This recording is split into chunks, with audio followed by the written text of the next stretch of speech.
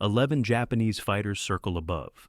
A lone Marine Corsair limps through the sky, trailing smoke from a punctured fuel line. The pilot has no altitude, no speed advantage, no backup. The manual says to climb and run. He does the opposite. He pushes the stick forward and dives toward the ocean surface, flying the way he learned over Kansas cornfields at dawn. The Zeros follow, confused. 30 seconds later, their formation is shattered. If you find these stories of courage and strategy inspiring, please take a moment to like this video, subscribe to our channel, and share your thoughts in the comments below. Your support helps us keep these historical legacies alive. Rabaul, February 1944. The sky over the Solomon Islands does not forgive mistakes. It smells of burning aviation fuel and salt spray. The cockpit of an F-4U Corsair at 12,000 FT is cramped, loud, and vibrating with the throb of 18 cylinders turning a massive propeller. The instrument panel glows faintly. The stick trembles, under calloused hands. Below, the Pacific stretches endless and indifferent, swallowing wreckage without ceremony.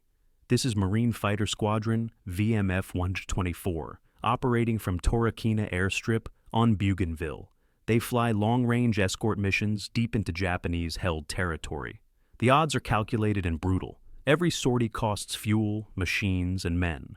Replacements arrive weekly, young and undertrained. Some last 5 missions, some last 1. The mathematics are simple. Japanese Zeros outnumber Marine fighters 3-to-1 in most engagements. The Zero climbs faster, turns tighter, and is flown by pilots with years of combat experience. American doctrine is clear: maintain altitude, use speed in diving attacks, never ever turn with a Zero. The rules are written in blood, refined over 2 years of Pacific combat. They work when pilots follow them. Survival rates improve. Deviation means death. But doctrine assumes you have options. It assumes you can choose when to engage. Over Rabaul in early 1944, Marine pilots rarely have that luxury. They fly escort for bombers, photo reconnaissance birds, supply runs. They cannot abandon their charges. When Zeros bounce them from above, they absorb the first attack and try to survive long enough to break contact. Most do not. The sound is what airmen remember: the roar of the Pratt & Whitney radial engine at combat power, the rattle of gun cameras cycling, the crackle of radio chatter as pilots call out enemy positions. Bandits high. 3 U-boat break left. Then the scream of diving fighters, the hammering staccato of 20mm cannon fire punching through aluminum skin, the wet sound of rounds hitting flesh. Sometimes the terrible silence when an engine quits or a wing folds and a Corsair begins its long tumble toward the sea. Into this crucible flies a pilot the squadron calls the farmer. He does not look like a warrior. Tall, lean, with sun-raised eyes and hands that remember steering a tractor before a control stick. A graduate of nowhere important with a background in agriculture. He speaks in slow sentences, as if checking each word for structural integrity. His squadron mates call him slow, some call him cautious. He reads obsessively, studies after-action reports, and asks questions that irritate his commanding officer. The winter of 1944 carved deep into the bones of every Marine stationed in the Solomon Islands. Heat turned flight suits into sweat-soaked second skins. Humidity fogged goggles within seconds of leaving the ready room. Below, the jungle stretched endless and green, hiding wrecked aircraft that would never be recovered. Above, the sky belonged to whoever held altitude and aggression. This was the height of the island-hopping campaign. Marine Corps aviation had committed itself to close air support and bomber escort, a doctrine rooted in the belief that air superiority could be seized through attrition and firepower. In theory, formations of F-4U Corsair would sweep ahead of bomber. Streams destroy Japanese interceptors and return home under the protective umbrella of mutual support. In practice, it was slaughter. Japanese fighters tore into the formations with methodical violence. A-6M Zeros climbed high, positioned themselves with the sun at their backs, and hurtled toward the Marines at closing speeds exceeding 500 mph. The head-on attack became the signature tactic of Imperial Navy fighter squadrons. It was brutal, efficient, and psychologically devastating. The Corsair had 650 caliber machine guns, but the pilot had only seconds to track, lead, and fire before the enemy flashed past or through the formation. Most Marines went down without ever landing a meaningful hit on their attackers. The pilots knew it, the ground crews knew it, the Japanese knew it. By February, loss rates on some missions exceeded 25%. Entire flights evaporated over Rabaul Harbor, or the shipping lanes near Bougainville. Crews flew their tours in a state of fatalistic endurance, counting missions like prison days, knowing the odds were stacked against survival. Into this environment came thousands of young men who had never seen combat. Farm boys from Iowa, mechanics from Detroit, college dropouts, and factory workers who had volunteered or been drafted into a war that demanded they climb into aluminum tubes and fly into storms of steel. They learned formation discipline, oxygen management, and how to aim a gun through frozen gloves at altitude. But no one taught them how to survive when doctrine failed.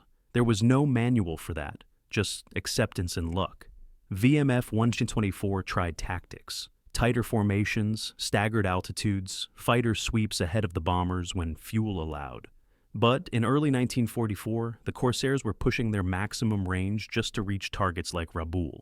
They arrived low on fuel, engaged under disadvantage, and raced back to base, hoping their tanks would not run dry over open ocean.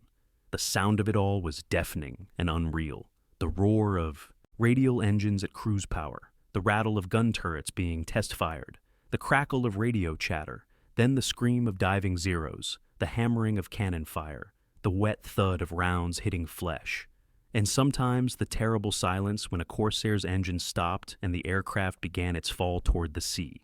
It was into this crucible that First Lieutenant James Holloway flew his 23rd mission. James Holloway did not look like a man destined to rewrite fighter tactics.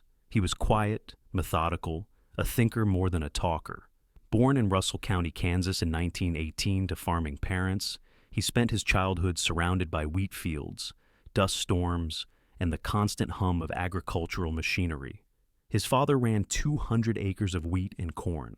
His mother kept the books and raised 4 children. Holloway grew up watching people solve problems with limited resources and no backup plan. He learned to fly at 16, not in a military academy, but at a crop dusting operation outside Hayes. The owner, Frank Morrison, needed help during harvest season. He offered Holloway 25 cents an hour to mix chemicals and fuel aircraft. Holloway said he wanted to learn to fly instead. Morrison laughed, then agreed. The training was brutal and practical. No textbooks, no theory, just Morrison yelling instructions from the ground as Holloway wrestled a beaten Stearman biplane through low-altitude runs over cornfields. Crop dusting taught physics that no classroom could replicate. Flying 1050 off the ground at 90 mph, reading terrain through peripheral vision, anticipating wind shifts by watching dust patterns, turning hard at the field edge without stalling or clipping a wing. Morrison's rules were simple. Fly low, fly smooth, never panic. If you climb when you should turn, you die. If you freeze when you should react, you die. Holloway learned fast, or he would have quit. The work was dangerous and unforgiving. Pilots died every season, striking power lines they never saw, misjudging, clearance over tree lines, stalling in tight turns with no altitude to recover. Morrison lost 2 pilots in Holloway's first summer. Both were experienced men who made single mistakes. Holloway attended their funerals and learned that at 10 FT, there was no margin for error, no second chances, only physics and consequence. By 1937, Holloway had logged over 300 hours, all of it below 100 FT. He could thread a Stearman between barn and silo, roll inverted to check a field, and land on a county road in a crosswind. Morrison said he was the best natural pilot he had ever trained. But when Holloway tried to enlist in Navy aviation, the recruiter took one look at his application and laughed. No college degree, no military experience, background in agriculture. The Navy wanted academy graduates and engineering students, not farm boys who smelled of pesticide and engine oil. Holloway tried again in 1939. Rejected, he tried the Army Air Corps. Rejected for age and educational deficiency. Frustrated, he returned to Kansas and kept flying crop dusters, saving money, waiting for a chance that seemed unlikely to come. Then Pearl Harbor happened. December 7th, 1941 changed everything. Enlistment standards dropped overnight. The military needed pilots desperately. Holloway walked into a Marine Corps recruiting office in Topeka on December 10th. He passed the physical. He passed the aptitude test. He signed the papers and shipped out to Pensacola for flight training in January 1942. He was 23 years old, older than most cadets is, and carried himself with the quiet confidence of someone who had already survived 1,000 near crashes at treetop level. Flight training at Pensacola Naval Air Station exposed the divide between Holloway and the other cadetses. Most were college boys, quick with mathematics and navigation theory, comfortable with military discipline and hierarchical command. Holloway was none of these. He struggled with classroom instruction. He questioned procedures that seemed inefficient. He flew with a smoothness that instructors noted but could not quite explain. His landings were perfect. His aerobatics were competent. But his approach to combat maneuvers felt wrong, too slow, too cautious, too much like a man conserving fuel over endless wheat fields. One instructor wrote in his evaluation, "Shows excellent aircraft control, but lacks aggressive instinct required for fighter operations. Recommend reassignment to transport or patrol duty." Holloway ignored the recommendation. He kept flying. He graduated in the middle of his class, neither celebrated nor dismissed, and received orders to Marine Corps Air Station Cherry Point in North Carolina for advanced fighter training. Cherry Point introduced him to the F-4U Corsair, a massive complex aircraft that terrified most new pilots. The Corsair was fast, powerful, and unforgiving. It had a tendency to stall in tight turns. The long nose blocked forward visibility during landing. The landing gear was narrow and prone to collapse. Early models killed more Marines in training accidents than in combat. Holloway loved it. The Corsair reminded him of the overloaded crop dusters he had flown, temperamental machines that required constant attention and smooth hands. He learned its quirks. He flew it the way Morrison had taught him, low and precise, never fighting the aircraft, always working with it. His squadron mates at Cherry Point called him the farmer. Some meant it as mockery, others said it with grudging respect. He did not drink heavily or chase thrills. He studied maintenance manuals. He asked crew chiefs about engine performance at different altitudes. He thought in systems, how the aircraft moved, how formations worked, where the vulnerabilities were. His peers respected him, but did not fully understand him. He was competent, calm, and oddly fearless in a way that seemed less like bravado and more like calculation. In November 1943, Holloway received orders to VMF 124, deploying to the South Pacific. He shipped out from San Diego in December, sailed through the Panama Canal, and arrived at Espiritu Santo in early January 1944.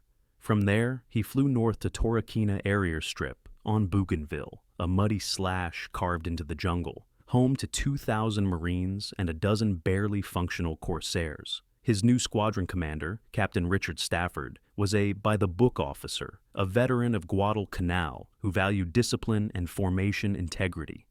He did not encourage freelancing. When Holloway began asking technical questions during briefings about low-altitude tactics, Stafford answered curtly, "Doctrine exists for a reason. Pilots who deviate die." The discussion ended there, but Holloway kept thinking. The problem facing Marine fighter squadrons in early 1944 was not just tactical, it was mathematical. F-4U Corsairs were being shot down faster than replacements could arrive. Japanese Zeros, particularly the A6M5 variant, dominated close-range engagements. The Zero was lighter, turned tighter at combat speeds, and climbed faster below 15,000 FDOR. Its pilots were veterans, blooded over China, the Philippines, and 2 years of Pacific combat. They hunted in coordinated pairs, exploiting altitude and energy with surgical precision. Marine doctrine acknowledged the disadvantage. Never turn with a Zero. Use speed and altitude. Attack from above. Disengage in a dive. The tactics worked when conditions favored them. But escort missions to targets like Rabaul stripped away those advantages. The Corsairs arrived at maximum range, low on fuel, often jumped by Zaires diving from superior altitude. Doctrine said to extend in a dive and run for home. Reality said the bombers needed protection, and running meant abandoning them to slaughter. The mathematics were brutal. In January 1944, VMF 124 lost 8 pilots in 4 weeks. Replacement pilots arrived green, trained stateside against cooperative targets and predictable scenarios. They lasted an average of 6 missions before being killed or wounded. The squadron operated in a state of constant attrition, rotating fresh faces into cockpits still warm from the last occupant. Intelligence summaries documented the problem in clinical terms. Enemy tactics favor vertical engagement. Our fighters lack positional advantage at point of contact. Recommendations included better early warning, more fuel capacity, improved formation discipline. None addressed the fundamental issue. When Zeros held altitude and chose the terms of engagement, Marines died. Holloway watched this pattern repeat mission after mission. He flew escort to Rabaul, to Kavian, to Buua. He saw Zeros position themselves ahead of the bombers, roll inverted, and dive straight through the formation. He saw Corsairs try to climb and meet them, bleeding speed, becoming easy targets. He saw wingmen break formation to chase Zeros into turning fights they could not win. He sketched diagrams in his notebooks, calculating angles and energy states, trying to understand the geometry of why doctrine kept failing. He began asking questions. What if we stopped trying to climb? What if we forced them to fight at low altitude? His squadron mates looked at him like he was insane. Low altitude meant no escape. It meant flying into the ocean if you misjudged. It violated every principle of fighter combat. Captain Stafford shut down the discussion during a briefing. "We follow doctrine, Lieutenant." Dismissed. But Holloway could not shake a growing conviction. The Corsair was heavier than a Zero, with more powerful engine and better high-speed handling. At low altitude, in thick air, those advantages might matter. And Holloway had spent 300 hours flying 10 FT off the ground, learning to read terrain, to use ground effect, to maneuver in an environment where hesitation meant death. He had survived by doing what seemed impossible. He wondered if the same principles might apply over water. Then came February 12, 1944, the mission that would test everything. The briefing room at Torokina smelled of mildew and cigarette smoke. Maps covered the walls showing Japanese positions, known anti-aircraft concentrations, and the long overwater route to Rabaul. Major William Grayson, the intelligence officer, stood at the front with a wooden pointer, tapping locations on the chart. Target is Rabaul Harbor. Bombers strike against shipping and dock facilities. 12 SPD Dauntless Dive bombers, 6 Corsair escorts, maximum range mission. Fuel will be critical. He paused. Let that sink in. Expect heavy fighter opposition. Intelligence reports at least 30 Zeros based at Rabaul and Tubber airfields. They will intercept. Standard tactics apply. Maintain altitude. Protect the bombers. Disengage if overwhelmed. Questions? Holloway raised his hand. What altitude will the bombers be flying? Grayson checked his notes. 14,000 FT on approach, diving to 8,000 for bomb runs. And if we get bounced from above, at 14,000, Grayson's expression tightened. You follow doctrine, Lieutenant? Extend, regroup, re-engage if possible. Next question. There were no more questions. The pilots filed out to their aircraft. Holloway walked to his Corsair, tail number 57, parked in a revetment at the edge of the strip. Sergeant Bill Mackenzie, his crew chief, was finishing pre-flight checks. Mackenzie was a Scottish immigrant, short, stocky, with grease, stained hands, and a skeptical disposition. He had kept Holloway's aircraft flying through 3 months of operations, patching bullet holes, scourging parts, coaxing performance from an engine that had long exceeded its rated hours. Mackenzie looked up as Holloway approached. Fuel tanks topped off, sir. Guns loaded, 600 rounds per gun. Oil pressure is running a hair high, but within limits. She'll fly. Holloway nodded, then hesitated. Mac, I need you to do something unusual. Mackenzie's eyes narrowed. How unusual? I need the gun sight adjusted. Lower the pipper. Secdegurs. Mackenzie blinked. Sir, that'll throw off your aim at normal combat ranges. I know. Do it anyway. Mackenzie stared, then shrugged. Your funeral, Lieutenant. Holloway climbed into the cockpit. The seat was worn, the instruments familiar. He strapped in, connected oxygen, checked controls. The Pratt & Whitney engine coughed, caught, and settled into a rumbling idle. Around him, other Corsairs were starting up. Blue exhaust smoke drifting across the strip. Captain Stafford's voice crackled over the radio. All flights, check in. One by one, the pilots responded. Holloway keyed his mic. 57 ready. The formation taxied to the runway, formed up, and took off into the gray morning sky. They climbed slowly, forming a loose escort around the bombers. The course was north-northwest over open ocean toward Rabaul. Holloway settled into the rhythm of the flight, scanning instruments, watching the formation, conserving fuel. He had no way of knowing that in less than an hour he would be alone over enemy territory with a choice no doctrine had prepared him for. The Zeros appeared 20 minutes from the target. Holloway saw them first, small specks high and ahead, catching sunlight. He keyed his mic. Bandits 12 as to high, Angels 20. Captain Stafford's voice came back clipped and tense. All flights maintain formation. Prepare to engage. The Zeros climbed higher, positioning themselves. This was textbook Japanese tactics. Get above, get fast, dive through, and scatter the formation. The Marine Corsairs tightened up, trying to present overlapping fields of fire. The bombers droned on, committed to their run. Then the Zeros rolled inverted and dove. 11 aircraft screaming down at over 500 mph-sized 20mm cannons firing streams of tracers. The sky erupted. Stafford called the break. Red flight, break right. Blue flight, break left. Holloway broke hard. Felt the G-forces crush him into the seat. A Zero flashed past so close he could see the pilot's face. He pulled around trying to track, but the Zero was already climbing away, untouchable. Another Zero came in from his 7 SPY. Holloway snap rolled, dove, extended. The Zero followed. His wingman, Lieutenant Marcus Chen, called out, 57, you got one on your tail. I see him. Holloway pushed the throttle forward, dove steeper. The Corsair accelerated. The Zero matched him. They were already at 8,000 FT and dropping fast. Doctrine said, extend, use speed to separate, then zoom, climb back to altitude. Holloway looked at his fuel gauge. Half tanks, not enough to climb and fight.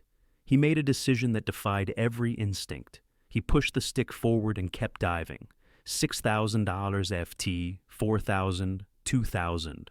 The ocean surface rushed up, gray and endless. The Zero pilot hesitated, uncertain. American fighters did not dive to the deck. They climbed. This one was running out of sky. Holloway leveled off at 50 FT above the waves. The Corsair shuddered in ground effect, the thick air cushioning the aircraft. He throttled back slightly, reduced speed to 200 mph. The Zero, still diving, overshot and had to pull up hard to avoid the water. Holloway saw it flash overhead, the pilot fighting for control. Now, 2 more Zeros dove on him. Holloway did something no one in the Pacific Theater had ever tried. He flew the Corsair like a crop duster. He jaked hard, left, then right, skimming wavetops, using the ocean swells as terrain.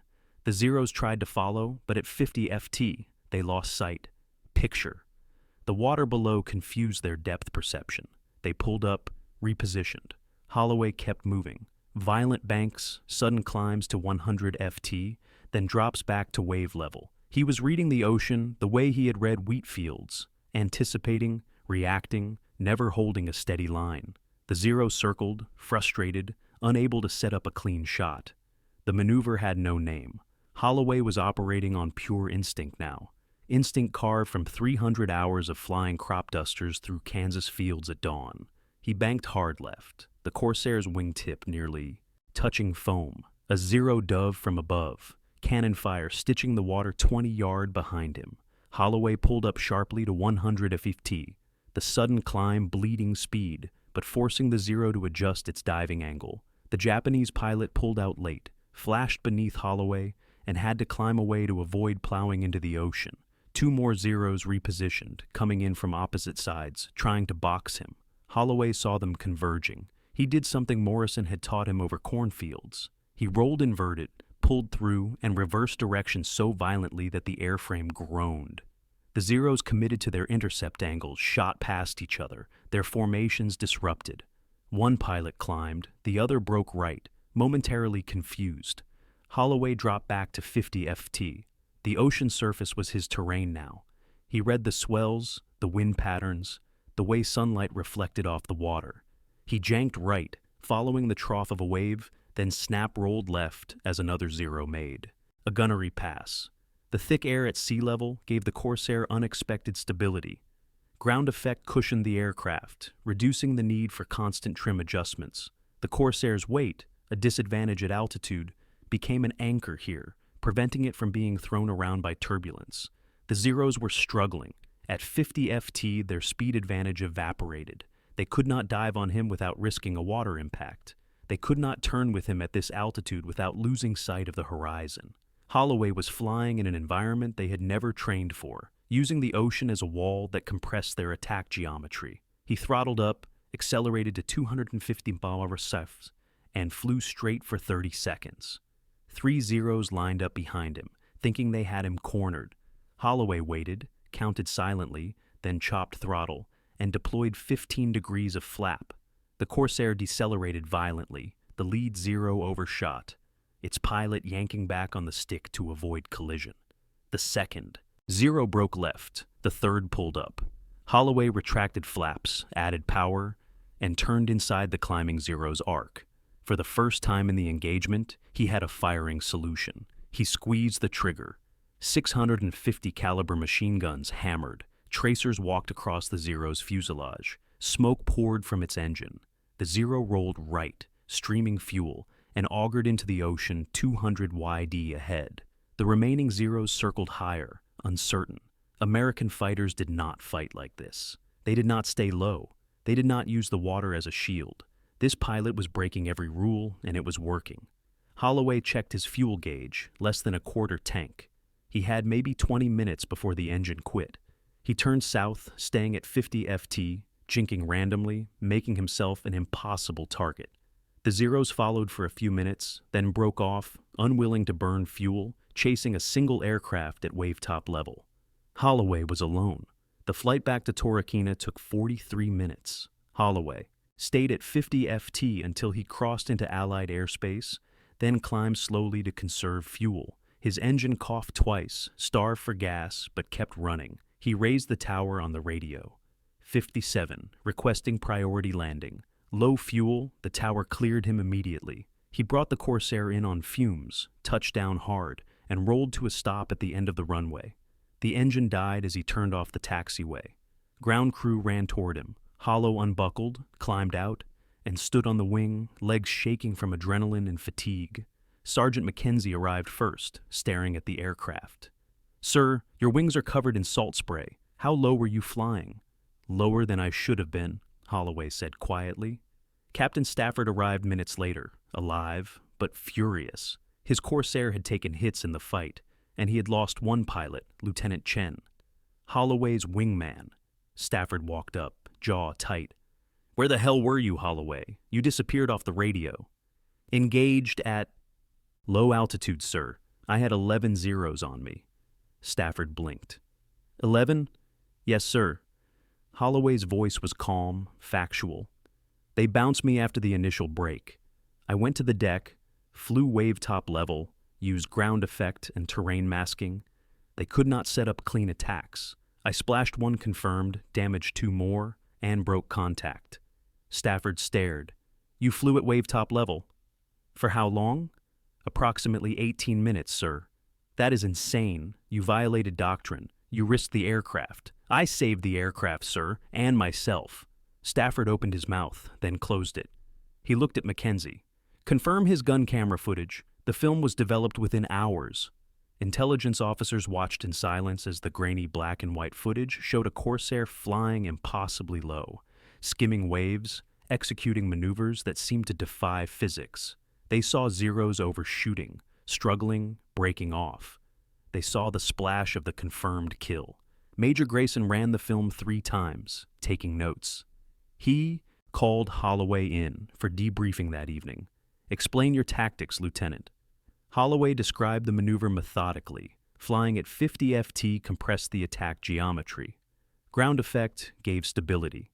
The Corsair's weight prevented it from being bounced around. Violent jinking made tracking difficult. The ocean surface created a visual reference that confused enemy depth perception. Grayson listened, then asked the critical question, "Can this be taught?" Holloway hesitated. It requires comfort at extremely low altitude. Most pilots are not trained for it, but yes, with practice, it can be taught. Word spread through the ready room that night. Pilots gathered around Holloway asking questions, demanding details. Lieutenant Jack Brennan, fresh from stateside training, wanted to know how close to the water he actually flew. Holloway held his hand 3 FT off the table. This close, sometimes closer. The room went silent. Other pilots who had tried low-altitude flight knew the margin, for error was non-existent. One mistake, one moment of distraction, and the ocean became a concrete wall at 200 mate. Within a week, Grayson submitted a classified tactical report to Marine Corps Aviation Command.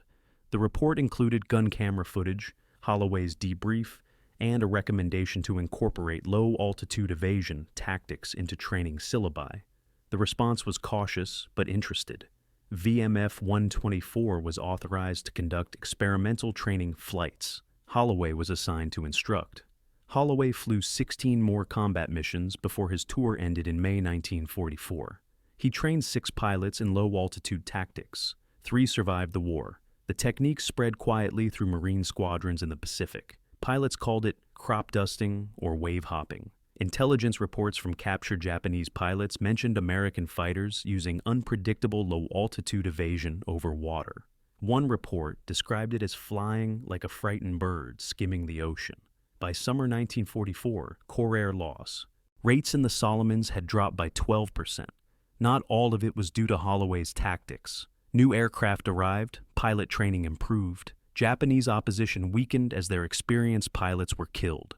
But the shift in doctrine, the willingness to fight at wavetop level when necessary, became a permanent part of Marine fighter operations. Holloway returned to the United States in June.